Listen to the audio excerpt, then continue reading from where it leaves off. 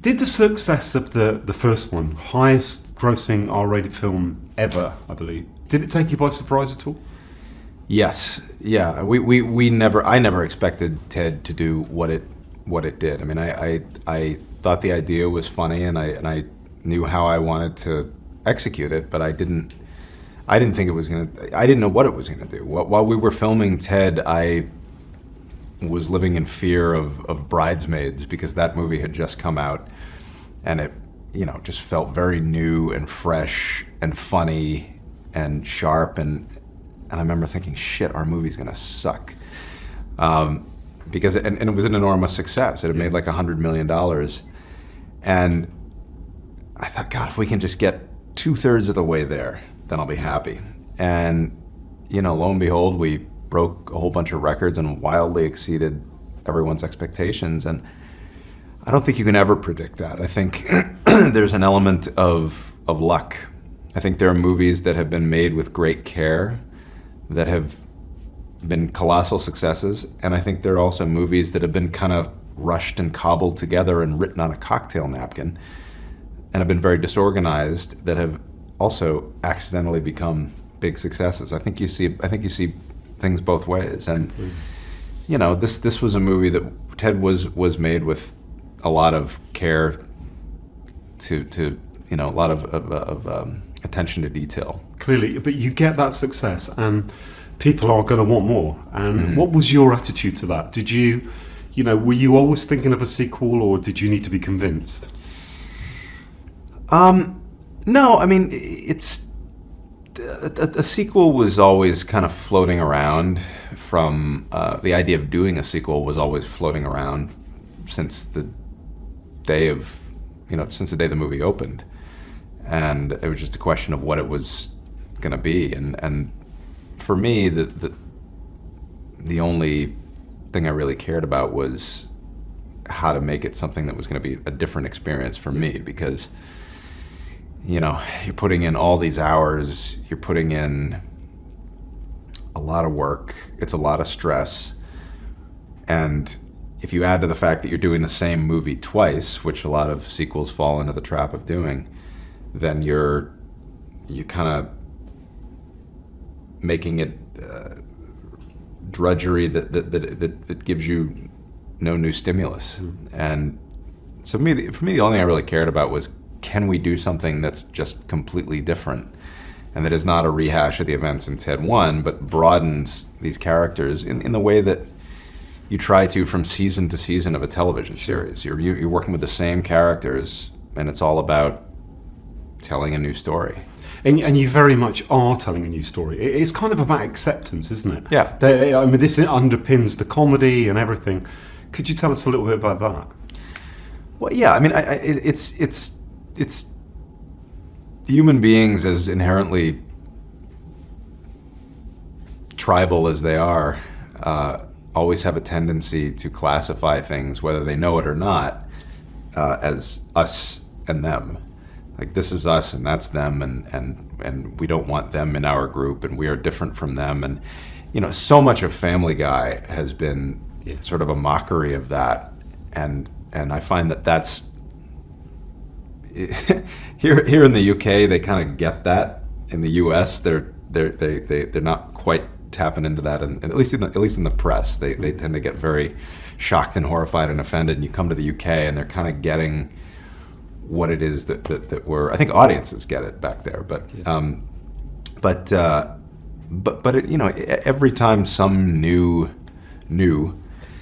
type of individual or type of group enters into the discussion, there's always that initial thing. Well, do they get the same rights? Are they allowed in? Do we treat them the same as everyone else? I think you see in the States, you see it with things like gay marriage, something that should be, to an evolved species, a no-brainer. Yeah, of course, come on in, and it's not. It's so hard to make that leap every time, and.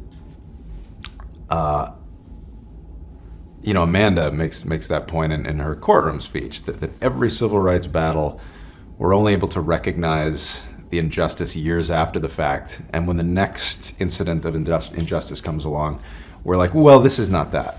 This is you know, the gay rights is different than rights for black people, and it's all the same. It's all the same part of your brain saying this is us and that's them, and that's sort of what this movie's about, I guess.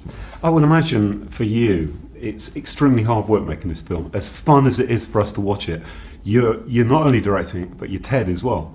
What's it like day to day for you on set? Is it fun? Are there moments when you can kind of have a laugh along with what you're doing? Yeah, you know, the schedule of movie making, this was particularly arduous for me because I had just, you know, generally there's a break in between. I had finished doing A Million Ways to Die in the West. It went right into Ted 2, which I think if I ever do that again, or if I ever try to do that again, shoot me in the head.